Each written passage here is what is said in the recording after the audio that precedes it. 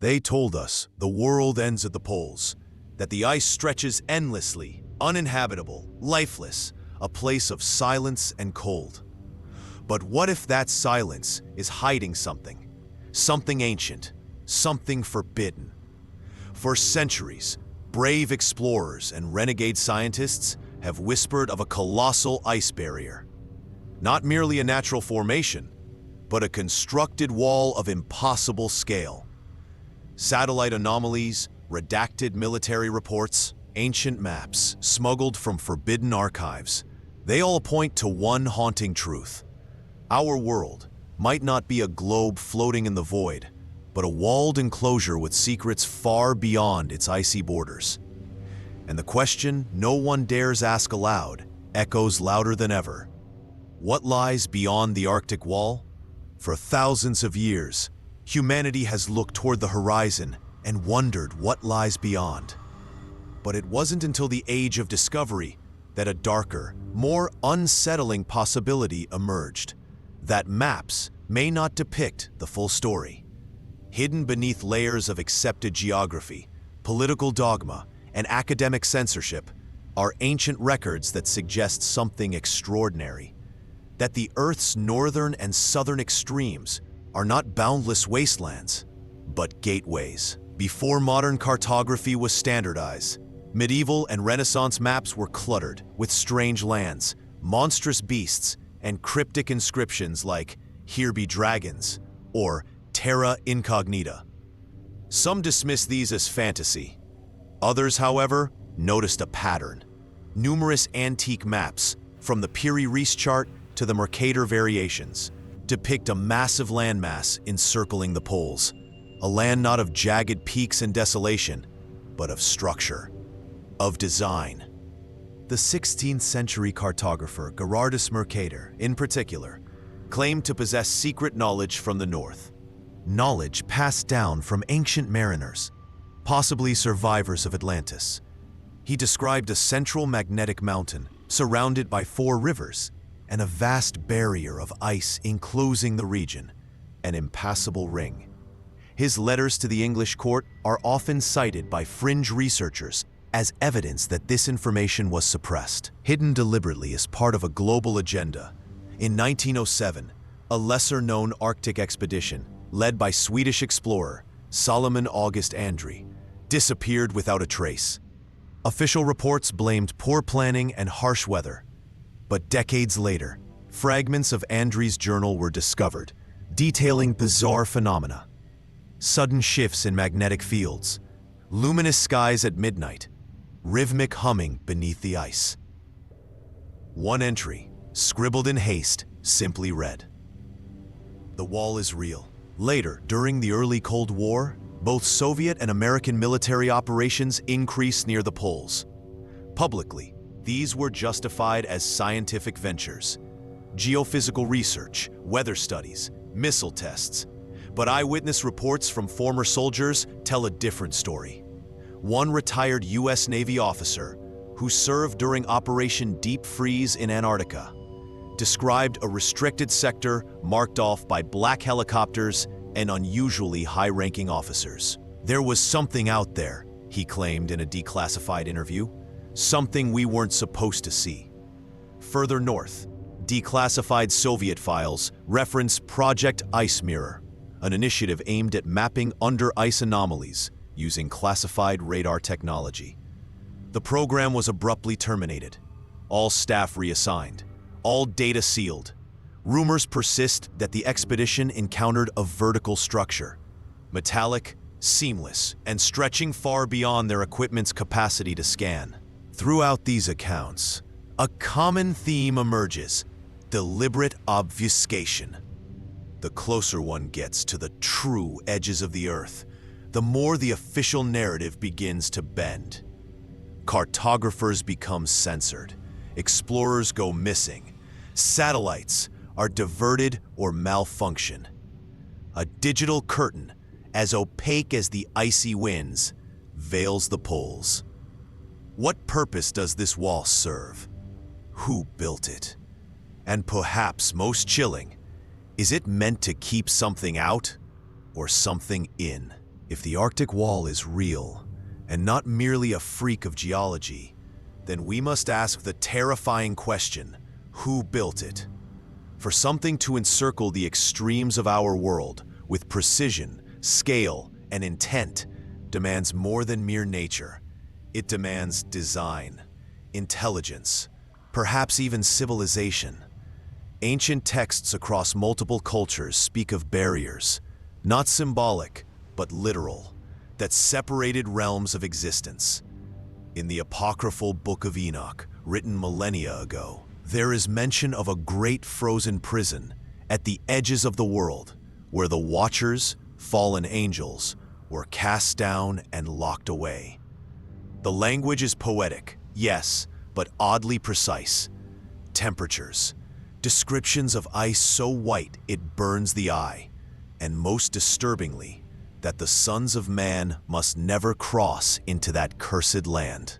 Tibetan monks have long whispered of Shambhala, a hidden kingdom sealed from our world, accessible only through a treacherous northern path. In Norse mythology, the world was ringed by Ginnunga Gap, a yawning, icy void said to guard the outer borders of Midgard. The Mesopotamians spoke of Kur, an underworld guarded by mountains of ice where the gods imprisoned creatures from before time. Again and again, civilizations separated by oceans and centuries tell the same tale. A boundary, a wall. Is it possible they all referred to the same thing? German occult societies during the early 20th century, such as the Thule Society, believed so. Their obsession with finding entrances to Hyperborea led to multiple covert Arctic expeditions. Documents captured after World War II indicate that certain SS divisions were deployed to the polar regions, not for war, but for excavation. A surviving memorandum references Die Eisige Schwelle, the icy threshold, described as a gate which, if opened, shall cast the Reich beyond time. Stranger still, indigenous Arctic communities, often overlooked by mainstream anthropology, tell stories passed down orally for generations. The Inuit speak of the Tunit, a pale, ancient people who disappeared northward behind a wall of singing ice. Siberian Evenki tribes recall shamans vanishing in dream states, reporting visions of a land lit by twin suns, guarded by walls of eternal frost. NASA's own infrared imaging from high-altitude balloons and polar orbiting satellites occasionally reveal anomalous heat signatures, not from within the Earth, but from beyond the known ice. These spikes are dismissed as glitches or data corruption, yet curiously, the raw files are rarely made public. Engineers who worked on early versions of Landsat mapping systems recall being instructed to scrub anomalous polar returns before data was published. What is it that unites Nazis, monks, mythologies, and modern satellite engineers in cautious silence? Could it be that the wall is not simply a structure, but a seal? One that is held for thousands of years, until now. For decades, the existence of the Arctic Wall remained a fringe theory, dismissed by institutions, ridiculed by academics, buried under a mountain of denial. But what happens when the silence breaks? When accidents occur? When people see what they were never meant to see? In 1979, a Soviet nuclear-powered icebreaker named Arktika undertook a classified mission toward the magnetic north. Its official goal was oceanographic research. Unofficially, intercepted naval communications hinted a secondary objective: reconnaissance of a massive radar shadow detected at the ice's edge. What followed was scrubbed from historical records. However, a surviving radio transcript from the crew's last transmission chills the spine. The ice is not natural. It curves. It watches. The ship vanished for 3 days, only to return under tow by another Soviet vessel. The crew was evacuated and placed under indefinite psychiatric evaluation. Official photographs showed no external damage, but eyewitnesses from the recovery ship described deep grooves along the hull, as if clawed by something massive or artificial. That same year, across the Atlantic, a classified U.S. Air Force surveillance balloon, launched under the Aurora program, veered off course and crossed the upper Arctic sector. It ceased transmission for 6 minutes, then resumed, broadcasting scrambled footage that was immediately seized by the NSA. A former analyst, who later turned whistleblower, claimed the feed showed a cyclopean structure of crystalline geometry, glinting in low polar light and casting no shadow. But it's not just governments. Ordinary people, pilots, and remote researchers have seen too much. In 2003, a private pilot flying a chartered route between Alaska and the Barents Sea deviated slightly north during unusually calm conditions. He later described seeing a perfectly linear cliff stretching to the horizon, smooth, uniform, and at least 100 meters high. Thinking it was an illusion, he circled back. That's when his instruments began to fail. The altimeter spun wildly, the compass locked, and his radio turned to static. A few minutes later, control was restored, and the wall had vanished from view. 2 years later, a team of climate researchers stationed at a Canadian Arctic base reported hearing distant mechanical sounds at night. Rhythmic pulses, like turbines or engines beneath the ground. They also reported intermittent GPS disruptions and sudden animal migrations away from a specific vector in the ice. Their research was abruptly canceled, their contracts bought out. One member of the team later confided they said it was seismic activity, but the Earth doesn't hum in patterns. Then came the Glazov incident in 2011. A Russian satellite technician leaked unredacted images from a polar pass, showing a hexagonal formation embedded in the ice cap. The images, posted briefly online, were removed within hours. Glazov was arrested on charges of espionage. He hasn't been seen since. These are not isolated occurrences. They're cracks in the facade, breaches in the illusion. The wall is not only real, it is active. It reacts, it interferes. And if it interferes, does it protect something or someone?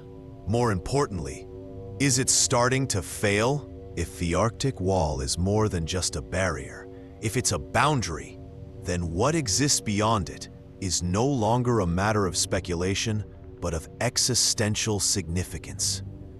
It means that our known world is only a partition, a contained realm within a much larger system, a hidden architecture of reality. And the implications are staggering. Throughout time, mystics, exiles, and forbidden texts have hinted at the idea of concentric worlds, nested domains, each separated by barriers of light, ice, or time. In Hindu cosmology, there are 7 concentric continents, each surrounded by a sea and a wall. In the apocalyptic visions of Zoroastrianism, a distant land untouched by the final war exists behind the Wall of the Stars. In Mesoamerican lore, the god Quetzalcoatl vanished beyond a white curtain at the world's edge, promising to return when the veil is lifted. But what lies beyond this Arctic partition? A leaked log from a NATO Arctic weather monitoring drone designated Project Icarus 12 recorded atmospheric anomalies near the 84 degrees latitude mark. Not just temperature fluctuations, but an inexplicable drop in radiation levels, as if the very laws of physics were altered. The drone's final image, taken seconds before system failure, shows what appears to be a glowing aurora beneath the ice, not above it, as if a second sky lurked below the ground. Some researchers believe these signals indicate an alternate biome, a parallel Earth, not underground, but adjacent. Not in another dimension, but partitioned by the wall itself. A realm with its own ecosystems, atmospheres, even species.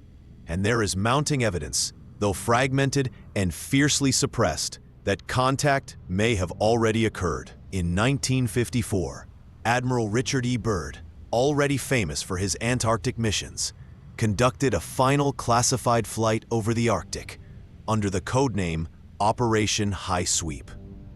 In a post-mission interview, that was later pulled from archives, he spoke cryptically of a vast new land, larger than the United States, beyond the ice. He also warned that the U.S. must prepare to defend against a force that can move from pole to pole with incredible speed. Was Byrd describing aircraft or something else?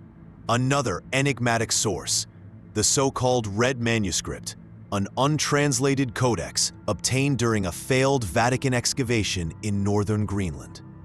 Its illustrations depict humanoid figures with elongated skulls standing beside crystalline towers under twin suns. Experts dismissed it as a hoax, but why then is the original locked in the secret archives, accessible only to papal scholars? Even contemporary seismologists have noted strange reverberations along the polar fault lines, as if there were structures reacting to tectonic pressure. Not rocks, not caves, but corridors. Hallways, entire networks beneath the frost. Could these be entrances? And if so, who or what uses them?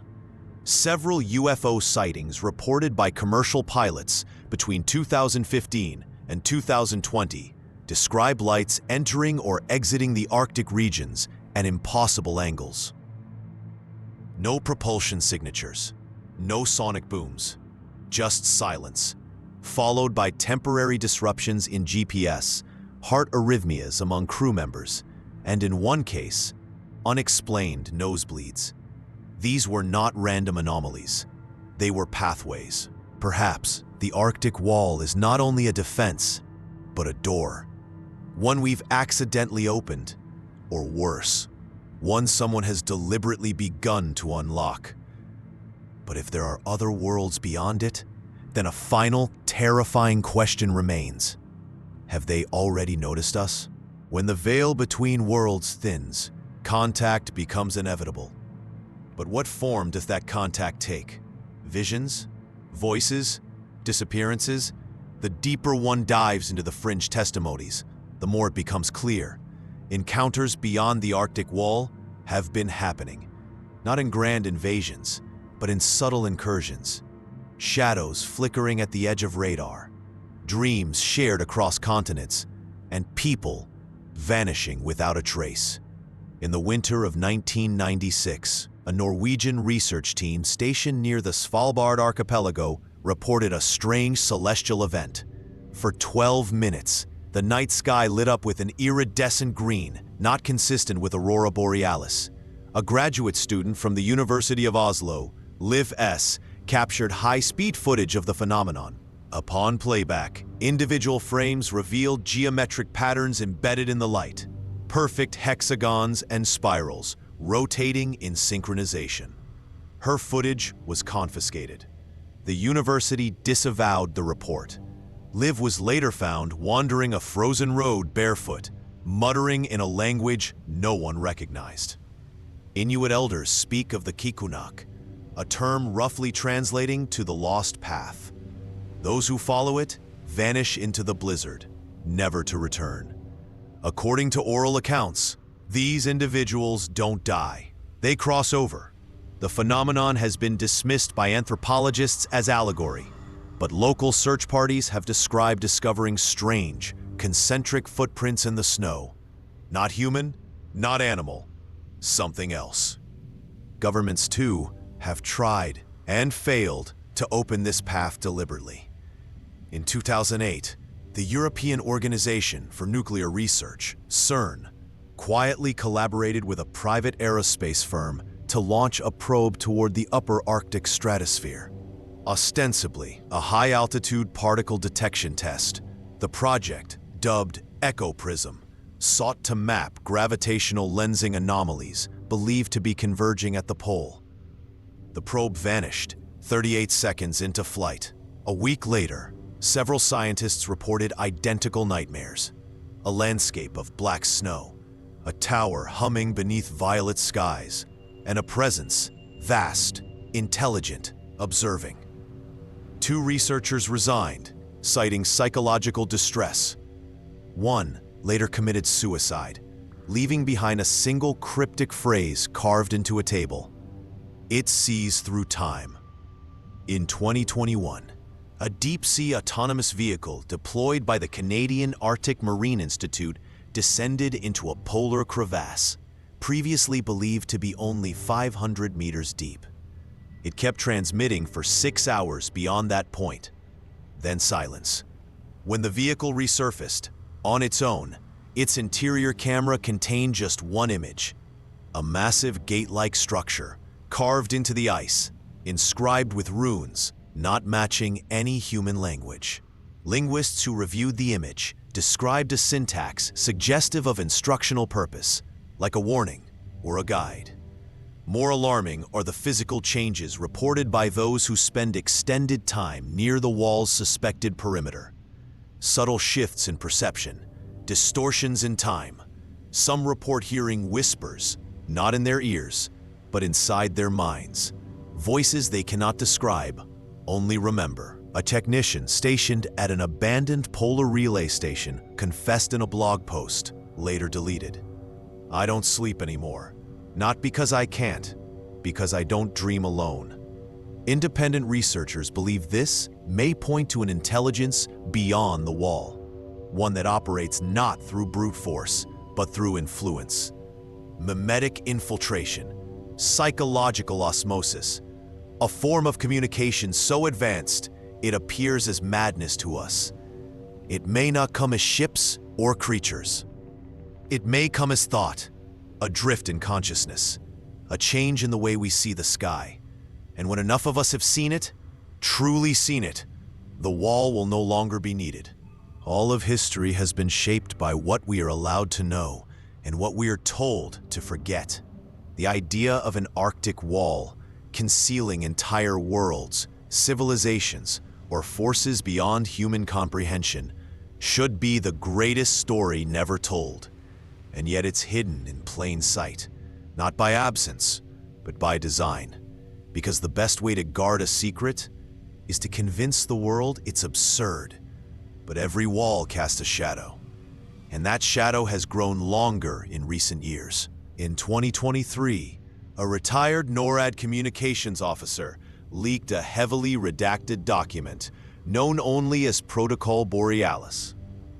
It describes contingency plans for an eventual breach, involving unauthorized emergence beyond Ice Sector Theta. While the specifics are blacked out, one phrase remains clear: civilians must never establish causal link to mirrored entities. What are mirrored entities? Parallel humans? Beings of non-Earth origin? Projections of ourselves from the other side. This aligns disturbingly well with an experiment conducted in 2017 by a fringe neurophysics lab in Finland. Their research into neural resonance under polar electromagnetic conditions led to an accidental synchronization between participants in isolated chambers, not just in thought, but in memory. Individuals began recalling the same non-existent childhood, same names, same impossible dreams. The lab was closed. The building demolished. So what is the true nature of the Arctic Wall? A prison? A dam? A laboratory? If the contact is not external, but cognitive, if it rewrites perception, memory, identity, then the wall is not just physical, it is metaphysical. It separates not just space, but reality. Many now suspect that our world is one node in a vast, ancient architecture, not flat, not round, but compartmentalized, each domain sealed, monitored, curated. Our myths? Bleed-throughs from neighboring partitions. Our gods? Observers. The sudden leaps in human progress? Our inexplicable intuition? Our collective déjà vu? All symptoms, glitches, a system beginning to strain. Why now? Maybe the wall is failing, maybe it's being dismantled, or maybe, just maybe, it's being opened on purpose. Some say global warming is a natural process. Others argue it's manufactured, a distraction. But what if the melting of the poles is not the end of the world, but the end of our enclosure? A slow, surgical exposure of what's been waiting. watching, on the other side? What if humanity's current chaos, cultural, political, spiritual, is not accidental? What if it's the result of proximity? As if something is getting closer. Not in miles, but in frequency. And here lies the most dangerous question of all. What if the Arctic wall wasn't built to keep something out, but to keep us in?